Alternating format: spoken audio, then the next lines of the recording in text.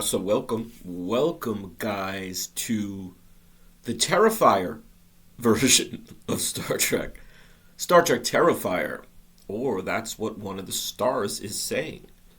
He's terrified of what the fans will think of the Section 31 spin-off feature film, which is coming. So now, I heard about it weeks ago, and I've been wanting to comment, take a look at it more closely.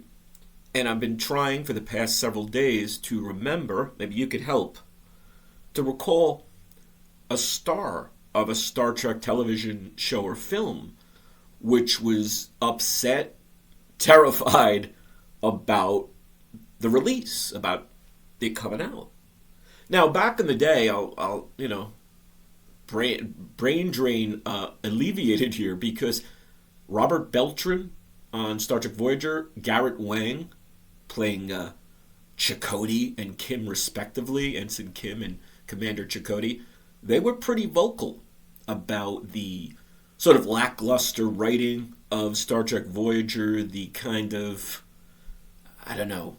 Rick Berman-led, Voyager debacles. I remember Harry Kim's Garrett Wang. I remember him being pretty, vocal, more than honest about his dislike or his disapproval of how Rick Berman handled the franchise. So there is precedent.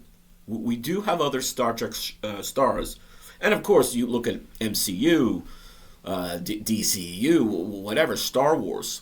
You might find one or two. Now, what I think is very unusual about this one is the movie's not even out yet, and the guy is terrified. He's upset, and also he's a big Star Trek fan. This is off MovieWeb. Again, Star Trek star is terrified of what the fans will think of the Section 31 spinoff.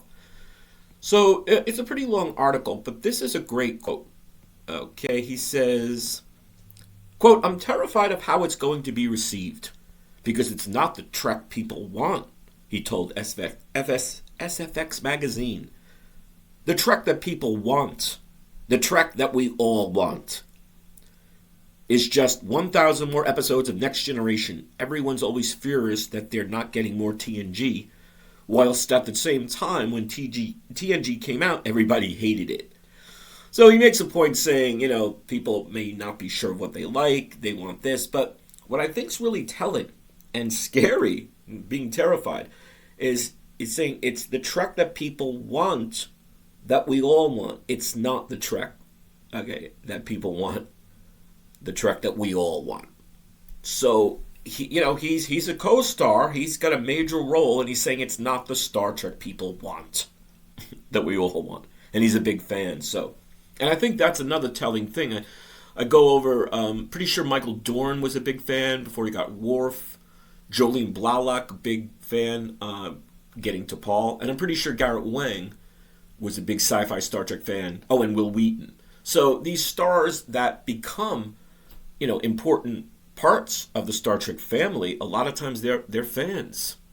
I know Robert Beltran was not a fan, is not a fan. He just doesn't like sci-fi as well. So, there you got a lot of mixing, and diversity. Hey, you don't have to like it. It's a paycheck. It's a role. You can still love it.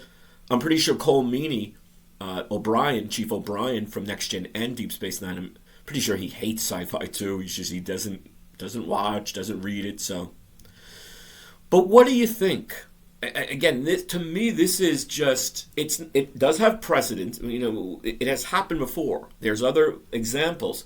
This is a real, I think, egregious one, because Star Trek, like many of these franchises, are not in a great time right now, right? Star Trek is not in a great state right now.